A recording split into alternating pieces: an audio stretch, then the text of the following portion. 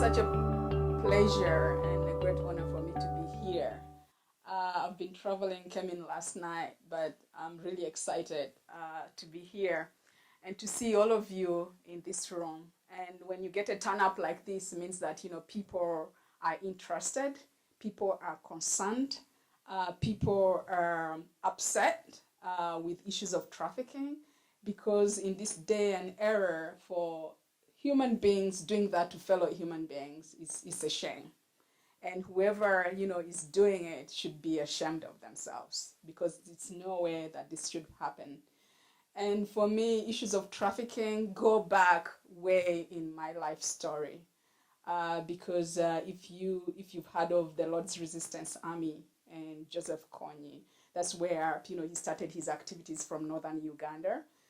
This is somebody who, I don't know what happened. He came up with that he has these 10 commandments and he wants to change, the country and rule it with his 10 commandments. And I don't know how 10 commandments have to do with cutting off people's lips, have to do with abducting children and forcing them into sexual slavery, has to do with commandments and have to do with God. So that's something that happened, growing up in my family, because in a normal day when you're like playing out as children, you play in the mud and all that, Africa, we have a lot of soil. And then all of a sudden you see the whole village running. And then because as a family, growing up, we've always been like nomads because there was a lot of civil war.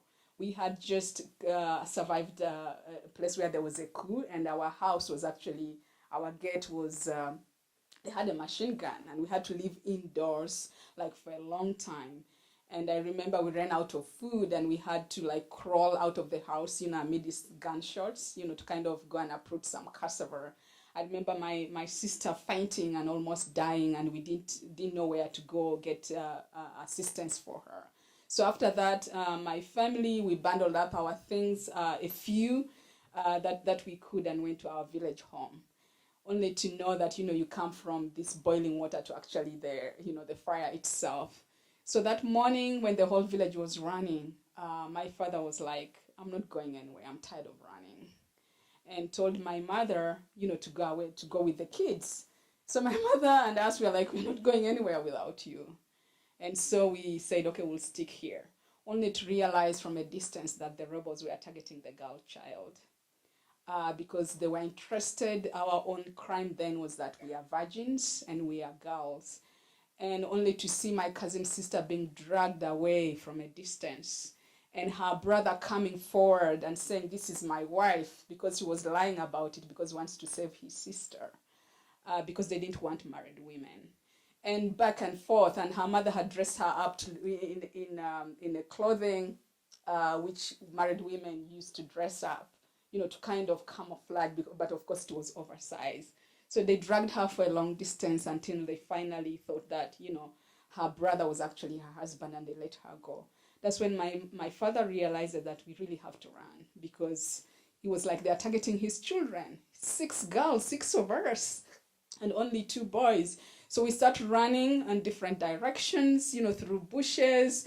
I have no idea where I was going. You just kind of follow a crowd. And then we ended up in an internally displaced, people's camp, and that was a convent, because in situations like that, you run where the religious folks are. There's nowhere to run, so we end up in this big field, and people are looking for their children. Some children are abducted. And then slowly by slowly, you pray to God and say, where's my sister? Where are we? And then finally, we could account for ourselves. And I remember that time, even, my mother having to cover up somewhere in a bush where we could keep running just in case, because you can't even believe that you can be safe even in such places. So that's the kind of life, you live and you see things happening.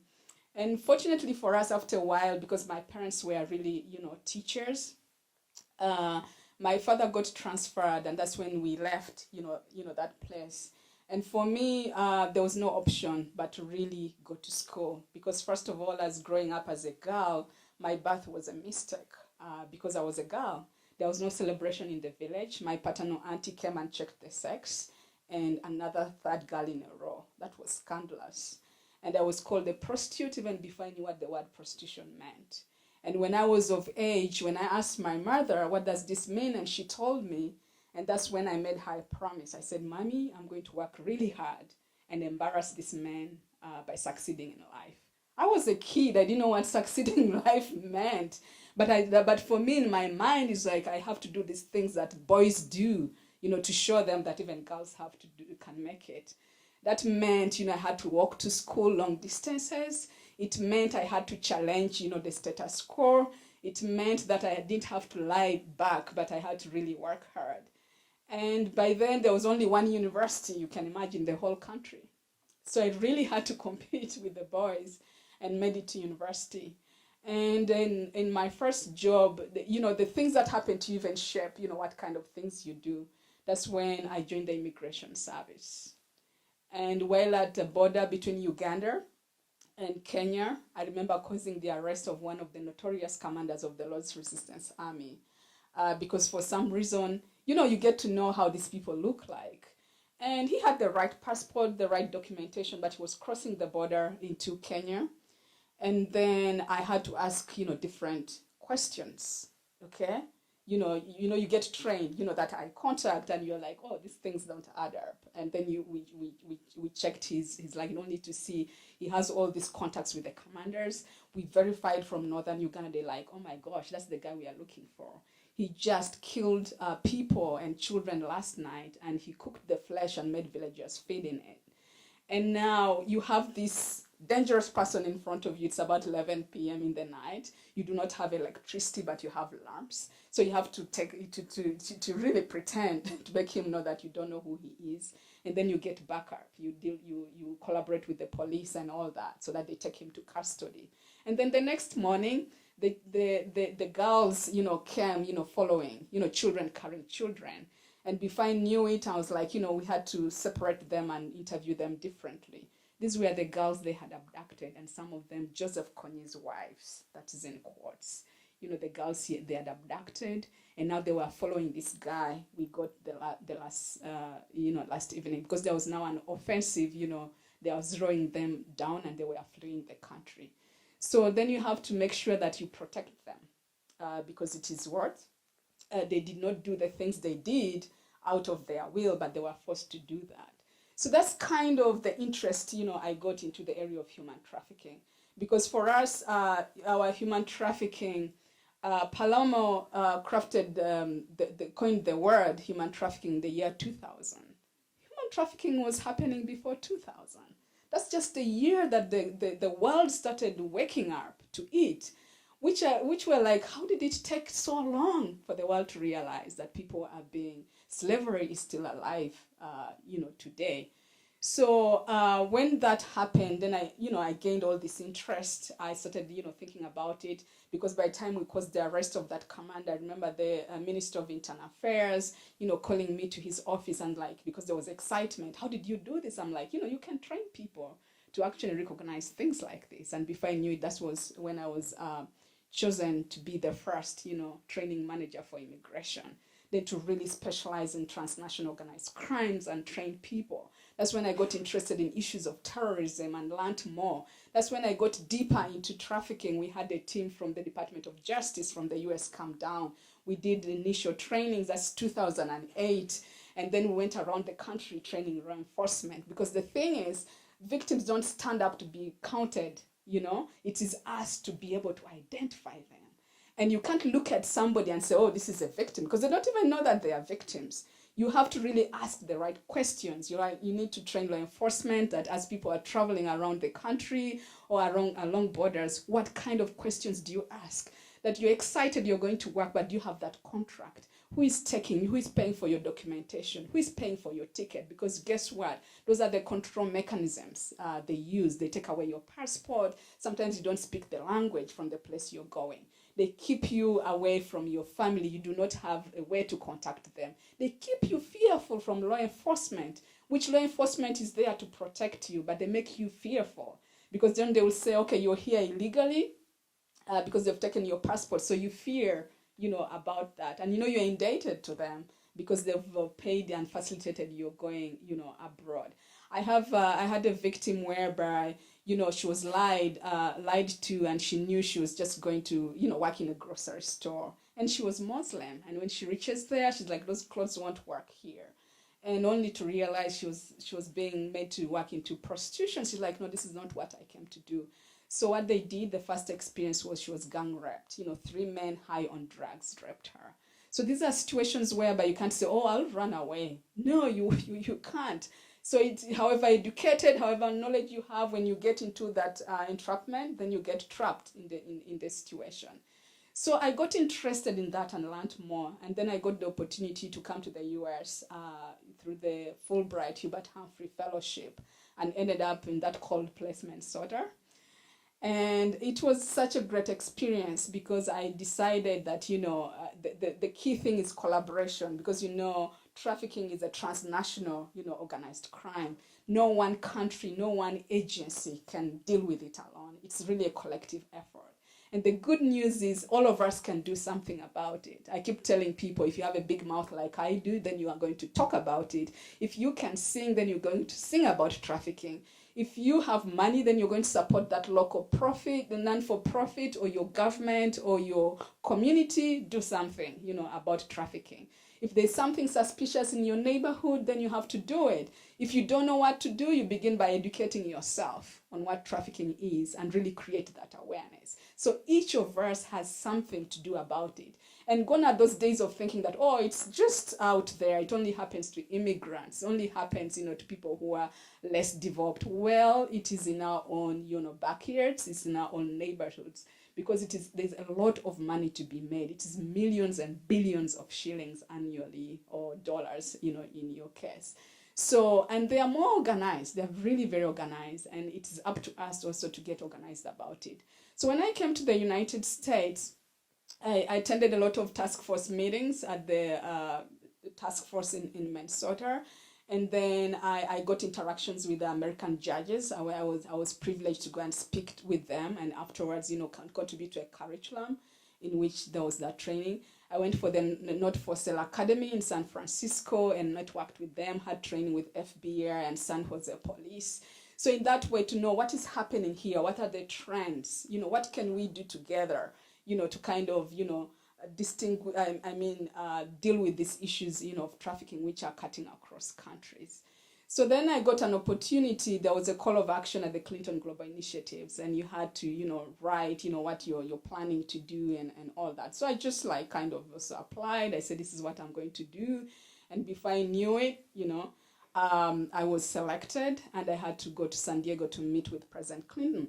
And when I went to meet with him, I promised to do 3 things. That was kind of our commitment. You kind of sign that commitment of action. I told President Clinton, well, I'm going to create that rehabilitation center, for survivors. I said I was going to train law enforcement. I first committed to train 1,000, but today, I've surpassed it. So it's this mission of mine, to preach the gospel against human trafficking. And it takes me to different places, anywhere. Whoever cares to listen, I'll talk. I talk about trafficking every day in my own country. Either you see me on TV, or you see me in newspapers, or I'm in the communities, or I'm literally running after traffickers. I'm not kidding. And it's not all a fun thing to do, because I remember one time I was on a rescue a covert mission, me and one of my commissioners. So we went, and we are traveling between, because we are on a rescue mission of children trafficked to South Sudan. So we are at the border with South Sudan, and there were flash floods. And literally, I was getting killed, because the flash floods, when they come, and before I knew it, the water was up to here, and the water was really, taking me offshore. And then he clung on my hand. He literally saved my life. So situations like that happen. But for me, when situations like that happens, it means that there's much more I can continuously keep doing it. And so that's when I started, when I joined the Clinton Global Initiative, and I lived in Minnesota. I went to Books for Africa. I remember the first time I said the first key thing on prevention is really education. You need to empower the girl child. You need to empower, even the boys growing up. It's just like that. Because, when you're educated and at least you can read, because sometimes you can even put out these posters, but if somebody can't read and write, how are they going to take heed, that whatever opportunities they are getting to are problematic. So I went to Books for Africa. The first time I remember saving money from my stipend. I was a student like you were. And then I saved $1,000 for a whole year. It means like, eating.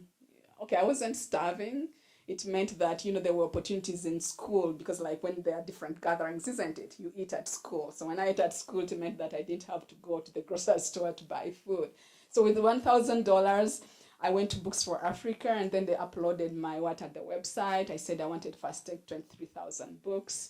And then, I would speak to gatherings. People came around and helped me.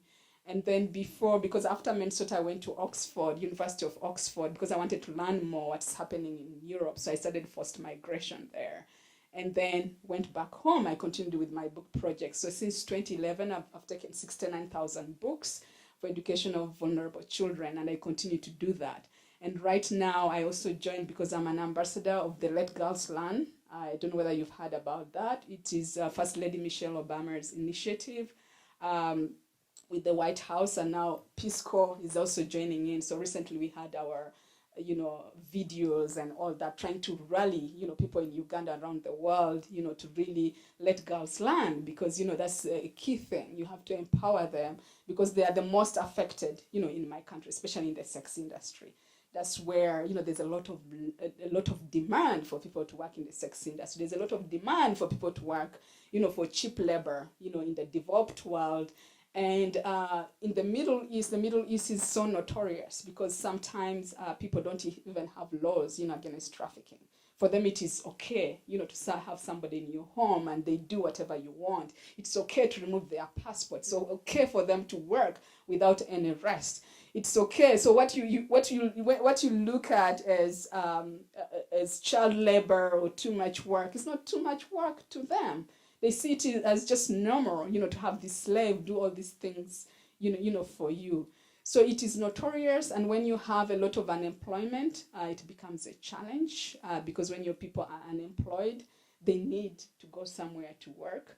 When you have broken homes, when you have abuse of women and all that in homes, it means that there's vulnerability. When you have a lot of war and insurgencies, like Uganda is just sandwiched. Look at our neighbors. Democratic Republic of Congo is in chaos. South Sudan is ever, we have so many refugees. We had the genocide with Rwanda. We have election violence. We had election violence in populations which are vulnerable, and people can easily, come to them and start thinking of opportunities. Look at what is happening in Europe, right now. There's this crisis, and we are seeing traffickers and human smugglers, benefiting a lot out of that. So there's really, really a serious problem right there, and it needs collaborative efforts. That's why in Uganda, for us, in 2009, finally, we had our own law, the Prevention of Trafficking in Persons Act. And that law, we also, like the rest of the world, we said first we have to deal with issues of prevention.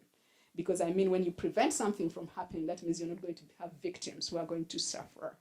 And then prevention, is key. That means you have to create that awareness. You really have to invest in opportunities, for your people. But then you also have protection of survivors, because if it happens to somebody needs to be protected. They go through tons of challenges, which include even health, because some of them come, pregnant, come with HIV/AIDS. Some of them escape certain situations. Some of them are into drugs because, there's a lot of drugs, used in there. Because I can imagine you trying to get me into sexual exploitation. I think you first have to drug me or something, or rape me at the first instance, because, it's something that, is problematic. And people react, different to it. So prevention and protection of survivors is very, very key. But in the area of protection is where the world is really struggling. They think it is expensive. And then you wonder, where are your priorities? When you talk about issues of security, the budgets are so crazy. Then when you're talking about protecting of human beings, you rather buy so many guns than really protect a human being. So all over the world, the issues of protection, there's not much investment into that. But there's a beauty about protecting, survivors and empowering them, because then they will come up to be the true advocates. When you've gone through stuff, you're in a better position to really talk many things about them. And actually, rehabilitation sometimes, because you can turn what has been terrible in their lives into the good, because some of them are the best, in issues of customer service. They're really good at it because they make them, practice that when they are soliciting, for clients or something. They get into mixing all these chemicals. When you take them to school, they will be the best chemists you'll have. So it's not that you're just getting dumb people, you're getting people with skills, you're getting people who are resilient, who have gone through things, and they actually can help communities do amazing things. And I'm sick and tired about, issues of rehabilitation where you just make them do things. Also, this what meant this. No, they also want to be presidents, they want to be doctors, they want to be scientists. Don't think low of them and say you're just going to throw something in because that is it. No. They have, there are people with qualities, there are people who can go to school and work with them. They will tell you best what they need, rather than you giving them what you think they need. So prevention is very, very key. Then you have to prosecute, people who do the things. You have to send a message. In our law, we even have the death penalty. I know that, there are struggles about that, because death penalty, around the world, there are so many issues surrounding that. They say, some people are like no to death penalty, some people yes. And in our law, we have the list. You have 15 years or more. And aggravated trafficking, when you traffic children. Can you imagine, just young children? I mean, if you're an adult, so why are you fearful to traffic people in your own range? Why should you just really go to the most vulnerable? So that is very, very critical, that you have to send a message. You have to prosecute. And in prosecution, you have also to train people properly, because, to prosecute a case of trafficking, you really have, to bring up that evidence. So how do you investigate? It means that you're going to work with different teams across countries to be able to investigate a trafficking case. But there's also trafficking internally, which I know happens in all countries. So in Uganda, internally, many children are affected, in still the sex industry. And, trafficking for us, there's also trafficking in organs. But unfortunately for us, we also have people who are trafficking, removal of organs for witchcraft. Removal of organs because you want to grow rich. They will tell you to bring up a building like this, you have to sacrifice, somebody so that you become rich, so that you get successful. You even do that because you want to harm your enemies. If you have a co-wife, or if somebody has upset you in a certain way. So you just reduce human beings to that extent, which is really, really problematic. And then we also have trafficking of children, for forced marriage. I mean, if you marry off a 16-year and below kid, what does that mean? Somebody who has a lot, a future in front of them. People who would be playing, you need to play, but you're subjecting them to sexual slavery, so which is really a shame. But also, what is more important, that, when you're dealing with trafficking work, you really have to engage in partnerships. Make sure that you're not doing it alone, because then it won't work. In Uganda, just like, task forces, we have a task force. We have like 13 MDAs, that's ministries, departments, and agencies. It means that you have to come together, Ministry of Gender, Ministry of Labor, Justice and Constitutional Affairs, Internal Affairs, Interpol, police, name it. But you also have to bring in people from the private sector. You have to also bring in people in the NGOs, because NGOs have helped us a lot, especially with areas of rehabilitation. You have to also work with international organizations. For us, we work closely with the International Organization for Migration, which has helped us rescue and bring back some of our girls and some of the boys who are also trafficked from abroad, because it's expensive in terms of air tickets, in terms of, because if you have a presence in the country and negotiating with the different people, cracking down on traffickers is not just, an easy thing. So you need to collaborate, across the board, which is very, very important. So we continuously, do with that. So in Uganda, apart from, issues of trafficking, because I'm also the training manager for immigration in Uganda, which means that apart from, just the policy work, I also go, down. And in training, I train on trafficking. I also train on issues of terrorism. I also train on drugs. On terrorism, I had training from Lyon, Interpol. I had to train in different countries. And increasingly, we are seeing organized crime is so interlinked, because when you traffic women or boys or men and you make all this money, then you can invest it in drugs. You can invest it even in firearms and, doing wrong things, with them, and fueling all the, groups which are fighting and causing a lot of displacement. So there are linkages, in there. So I do that. And then when I was also doing my commitment of action with the Clinton Global Initiative, because I'm also spreading, awareness. So right now I'm also working on a documentary about my life story. So maybe, somebody can see, some lessons learned out of that. It can also empower, other people. And it's also good to tell your own story about what happens to you, so that other people can learn, from that.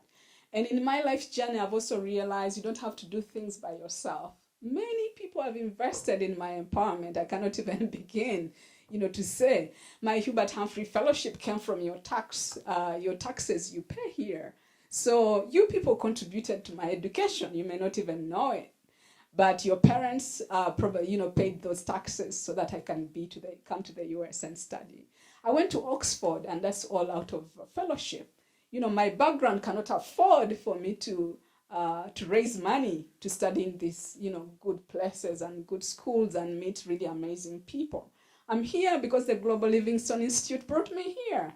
They paid for my ticket to be here. They thought the subject is very important, that I could share, this with the community in Denver. And it's amazing, meeting people, like you here. Okay, I have to backtrack now because I'm getting emotional. But it's really a privilege to be here. And I continue to do this work, but also I'm also really keen about women empowerment, because I don't know about you, because when I see many women in this room, I'm like, wow, this is a breath of good air, because it's rare for me to sit in a room, especially when I'm dealing with issues of peace and security, or speaking in the region, or speaking with the presidents and all that, and you see you're the only woman in the room. You're like, hello, what happened to the women, in these places? So we really have to be interested in these issues, because I remember going even to northern Uganda, how this women empowerment thing got into me, because I was thinking, okay, we are helping these children rehabilitate. What about the women? What's happening to the women in this area? And then they said there was a group of 15. I went there and I found they had one man in the group. I'm like, okay, what's it about this man with all of you? So they said because he knows how to read and write. So that's why he's in this group. So that shows you something. And so I congratulated the man for having, be part of the group and for the support.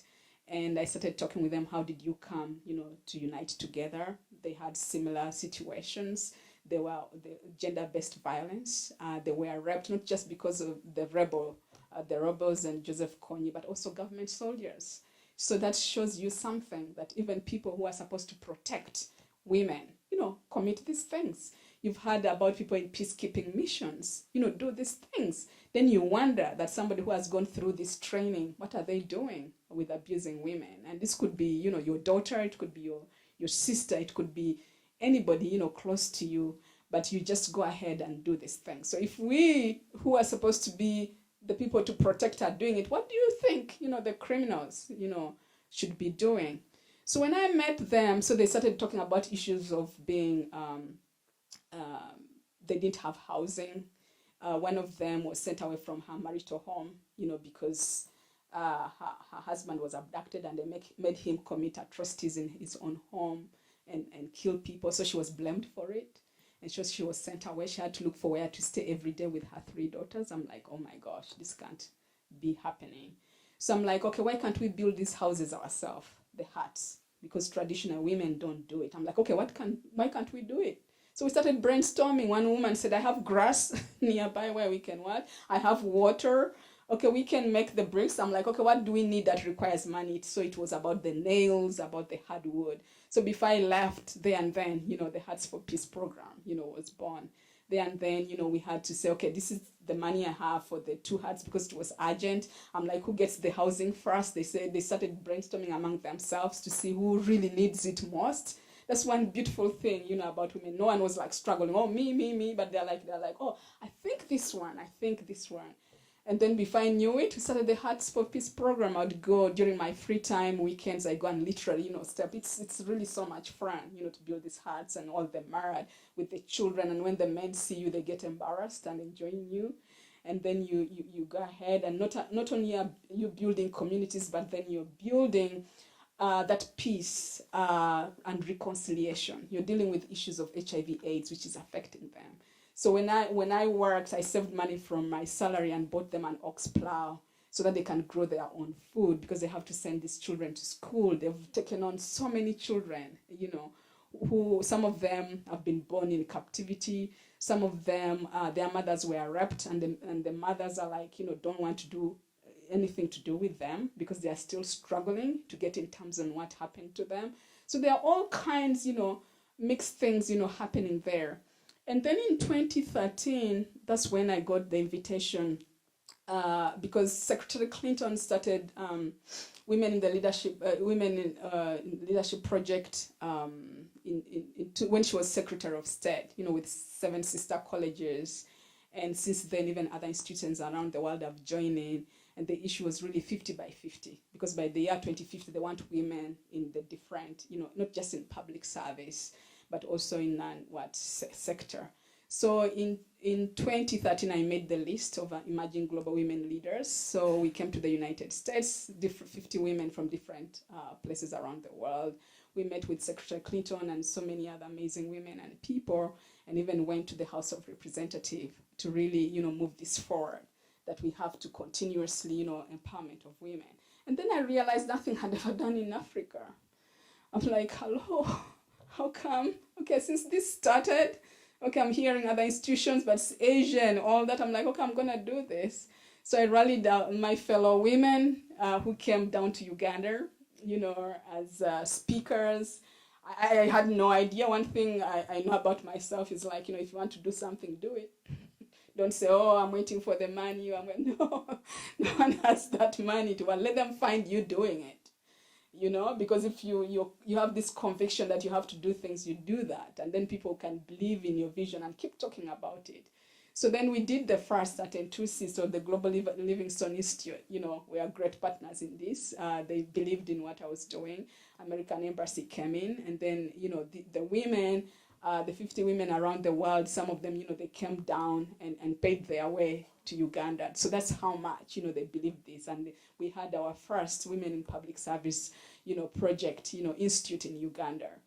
And this is something which is going to become an annual event, which I'm really excited about. And I'm also excited about continuing with my ambassadorship and as a Let Girls Learn ambassadorship with First Lady Michelle Obama's office. This is something I care about a lot because letting girls learn is really critical. And also, I also celebrate a lot of men in our lives who have really contributed to who we are today. I wrote even an article recently about my own dad, because without him, I wouldn't be even standing in front of you. And there are so many men out there who are supporting their sisters. Some of them are here to listen about trafficking, which affects mainly women. So I'm really excited to see the men in this room, because I know they are supporting their children, their parents, their sisters, their mothers, and they are doing whatever it takes, to bring this, to an end. I know that I need to really take some questions, because when I start talking, I never stop. That's just me, because when I'm talking about things I really care about, I'll continuously go ahead with it. So maybe is it time, for questions? Because questions will help me expand more on the different topics I've talked about. I know that there are so many other things I do that I haven't talked about, but if you think that I should, then you let me know. But I really want to thank you, for being here. I know that you're already advocates in this thing. I know that you're going out, to preach that word about the subject. And it's really a great honor for me to be in this wonderful university. You have the beautiful views. And it's really amazing to be here. So thank you very much. Yeah. about your siblings. What are your sisters and your two brothers doing? So my sister, oh my gosh, she was actually the first person to get a PhD in my home district, and she studied in the University of Reading in the UK. Who does that?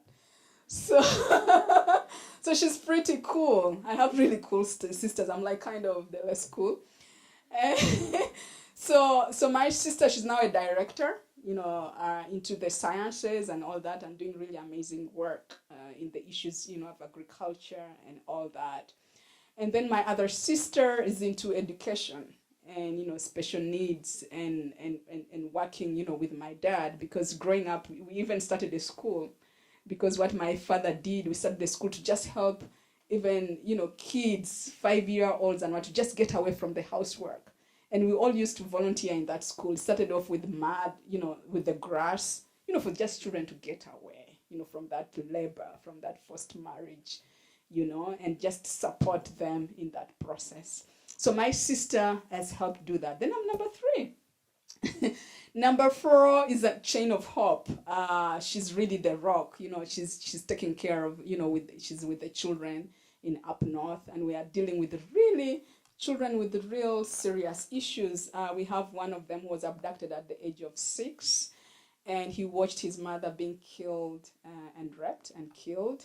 And when they took him at the age of 6, they first used him just as somebody to just watch out, as a spy, to where the government soldiers are, until he's of age to carry the gun. That AK-47 is heavy. I don't know whether you've held it, but it's really a heavy gun. And then they used him to terrorize his communities. That's how. So by the time we got him, he was rescued at 14 years. So you can imagine. And he was suicidal 3 times. He attempted suicide. But for me, what keeps me waking up in the morning is to see a kid like that now smiling and now starting to dream and now thinking of what he can do. And every holiday, like at my home, I get some of them come over. Last holiday, I had 3 of them. One wants to be a motor engineer. And so from the Books for Africa, he has this big book, anything about cars, A to Z about cars. And then we had to get a friend of mine who has a garage. So he goes there every day to really know that is this one what he wants to do while staying at my house. One of them, a girl, she wants to become a member of parliament. So we had to take her to parliament to see how the speaker looks like. Unfortunately, our speaker of parliament is a woman. So it is a very good example, and to see how parliament is and to see how they debate. So that's really key. One of them wants to become an artist. She's fabulous about drawing and all that. So like I said, these kids have dreams. They want to do big things. So we kind of have support them in that way. So my sister is really behind, she's the one on the ground when I do a lot of running around. We call her Kate. Then I have another one who is a banker. She's doing amazing work right now. She's been posted to Kenya for a year because she works for the Kenya Commercial Bank based in Uganda. But she's so amazing at work that they decided to take her there for a year to learn so many other things, to come and turn around this other bank. So she's amazing, and she runs around for me. When right now I really miss her in these schedules, because I remember when President Clinton invited me to see Gia, and they sent this, they said, "Oh, who is your assistant?" So I'm like, "Oh, this is Kate." So scheduling me, what are you gonna wear? So all that crazy stuff. So she helps me a lot.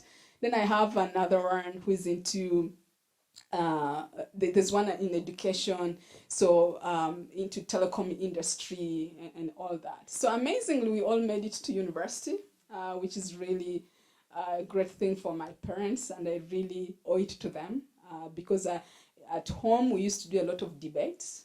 A typical Christmas day, people would go to church and wear this, but we would be debating. They would call you in front of them and ask you questions. So they were preparing us, for the world to stand up and to be able to succeed in school.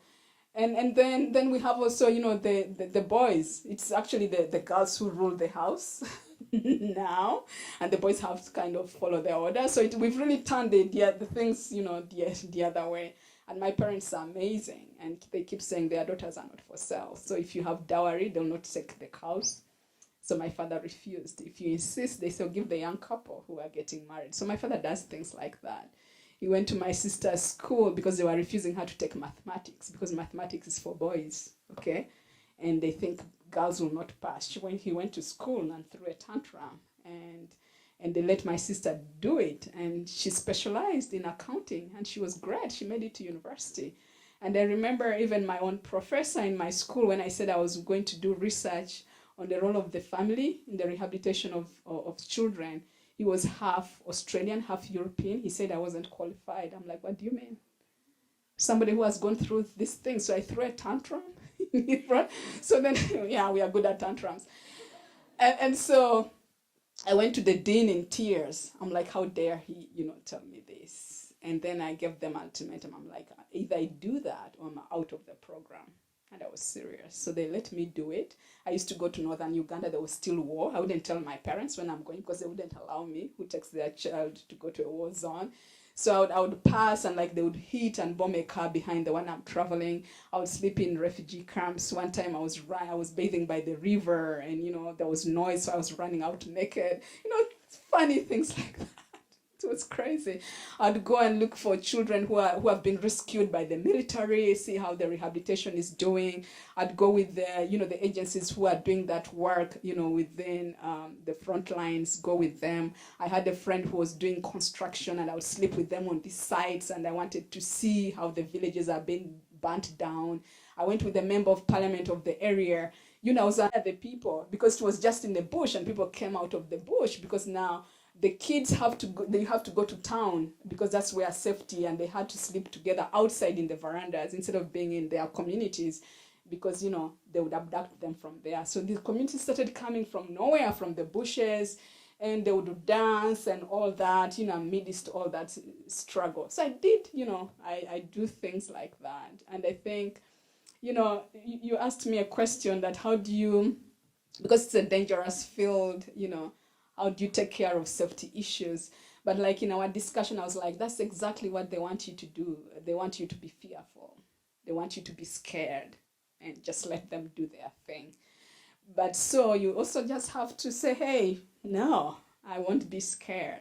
But it doesn't mean that you don't have to protect yourself. It also means that you have to take that extra, protection. And the good thing is that it also comes with the training. So you have to be trained. So, but when I'm talking to people like you, if you haven't done the training, don't go and be like Superman that you want to do it, but call for help. If you see something, don't think that the best thing. Sometimes, if you see somebody in a trafficking situation, the best thing is not to remove them. Try to remove them because now you endanger them even the more. Because you have to have that safety plan. You have to work with the law enforcement. You have to work with teams who can actually rescue them. In that situation. So don't act Superman, but, be helpful in a way of, directing the right people to do different things. And there's so many things you can do in the area of prevention, protection, so whatever. And sometimes I tell people, get into your gifting. We are gifted differently. Like I said, if you can sing, me, I can't. So I can't even attempt singing. That's why I just talk because I have my big mouth. And so you can do a lot, with your talents. So, Agnes, we were talking about the safety issue that you just talked about, but you also mentioned about how important it is to make your plan sustainable. Yeah. And so can you speak a little bit on that topic? So when you're dealing with issues of rehabilitation, of survivors, because when you just keep giving people things, it's like, give them food and all that. I mean, it's going to go away and, it's not going to be sustainable. That's why I do this with my Hearts for Peace program. It's in the communities. I'm here, but the women are building. They get grass from their own community, something they can work with. So I tell people, there are some people who are like, how do I? Okay, if you want to build hearts, don't tell me that you're going to build the heart and tell the women to enter. No, they have to participate. You can contribute by giving me or them those things that they need that require money because they cannot get the nails in their neighborhood, the hardwood or wherever. But don't go and build a hut and tell them to enter. They have to participate. They have to look for these materials. And it's also a healing process for them. It's empowering. They can do it themselves. So whenever you're doing something, just think, how is this going to be sustainable? Is it something that's just a one-off? That I'm just coming, No, one-offs are great because like in emergency situations anyway, people will want that food, people will want, but don't keep it, just like that, and make them, and the beauty about it, ask them what they need, Don't just go and think this is what they need. I remember having, we had those discussions at the Clinton Global Initiative. President Clinton was sharing, that meeting, and they were talking about, interventions with Haiti. And there were really frank discussions that day. They were like, okay, what we did is that we went and gave Haiti what we think they need. But now they were turning it around and like, what does Haiti mean? And there were people from Haiti in that room to really contribute to the discussion, which was really, really great. And it is really nice that we sit back and actually also reflect. I was also in one of the sessions where Ambassador at Large, trafficking issues at the Clinton Global Initiative, and we had all these heads of multinationals, come into the room. And the discussion was, you have to be mindful about the supply chain. Don't say, you know what, for me, I get this, my cocoa, my cotton, from the middleman. No, be mindful. Where does that middleman, got these things from? What is happening with the cocoa industry in Western Uganda? How many boys are being trafficked to work in those cocoa fields? And also as consumers, how excited are we to buy cheap things, which of high quality? Who is making them? So we are getting, consumers are putting that pressure on the people, these multinationals, who are also, getting it cheaply, because so that we can consume it cheaply. So what are we doing as consumers to know this cloth that I'm wearing, where is it coming from? That's why you see non-profits like, Not for Sale, they do even these postings and all that to really, for consumers, to educate consumers to know where their goods and the things, they are using are coming from.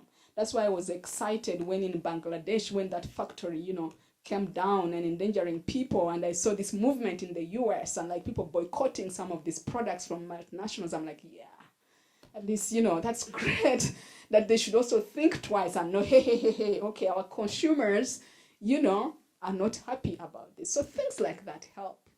You have fair trade, chocolates, people who are doing things. So it helps, to keep these people in check. And human trafficking, interlocking. Can you elaborate how they support or interlock with each other? People are following up where the money is. So if you are dealing with other forms of transnational organized crimes, if you're trafficking women or you're trafficking, boys, you're going to make money cheaply. And because a woman, you can have them in prostitution, they can service over 30 men a day. I've had women like that, testify who have been participated in rescuing. So you're going to use that money to do any other terrorism activities. We've had situations of victims of trafficking who are trafficked to different areas like China. And in the trafficking situation, they pack things for you. They'll bring you a suitcase which you will see that it is open, and yet there are drugs, underneath. You know how they seal all their drugs. And before you know it, they are got like they are traffickers of drugs. And they are languishing in prisons. We have so many of our folks in China, girls who have been trafficked but are in that situation, because when they get you with the drugs, that's like a death sentence, right there. So things like that, are happening. So one element of transnational organized crime fuels into the other. So that's like an underground kind of economy. And you have all this money, in the wrong hands. It will affect even your politics. It will affect, I've seen situations in Mexico whereby to be a mayor, you're endangered. If you're not supporting these groups, they can kill you.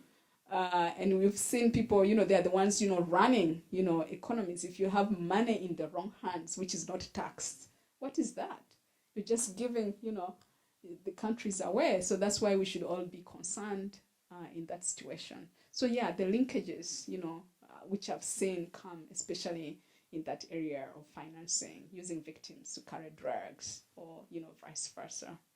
We have, the 2009 Trafficking Persons Act, where we have penalties, 15 years plus, aggravated, they go into 25 or even the life sentence and all that. And in Uganda, we also have the national, action plan, because part of the things as a deputy coordinator, national coordinator, one of the areas we have to do is really create those national action plans on what you do, about it. So the law has to be in place, first of all, which should help you, do that.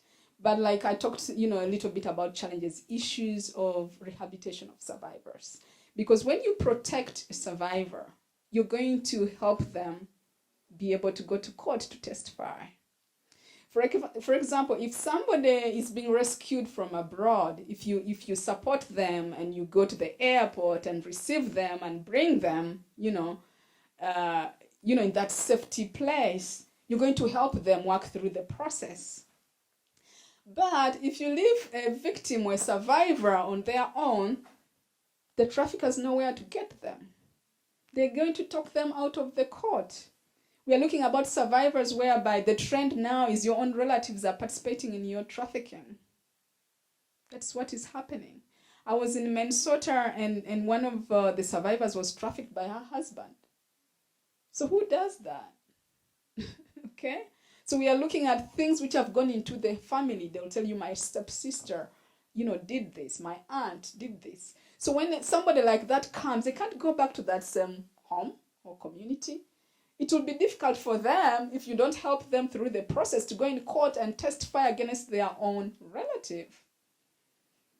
So to be able to testify, to be able to bring, those people to book, we really need to take care of survivors. And countries who have gone a long way to have this protection and dealing with survivors in those positive ways also have high conviction rates. Because that's it. You take care of me and you help me through the court process. You erase all my fears. You manage my risks, which I have. It's going to assist me in that. So that's the biggest challenge that I see. Then, of course, governments have to take care of their people. The issues of unemployment, the issues of insurgencies, the issues of family breakdowns, the issues of violence against women. I had a woman whom I was counseling and helping because she just needed to leave the country. I'm like, why do you need to go? Because for me, this is a too good to be true experience. She's like, I just need to get away from my husband. I can't get away from him. He's gonna kill me. So the driving force is just like, I need to get out of here. So you can imagine, if you don't deal with issues like that, then it becomes problematic. If you don't deal with issues of cheap labor, I mean, multinationals rely on cheap labor when you're talking about illegal migration and all that. We don't want to touch that subject. They know where the illegal immigrants are. They know that they need protection of some sort because sometimes they're in that situation. Because, when you're an illegal immigrant, then you can work, no one takes care of your human rights and all that. And people, make a lot of money out of that. As long as there's demand for women to work in the sex industry, those are challenges, right there. Because where there's no demand, there's no trafficking. I mean, you can't take people where there's no demand.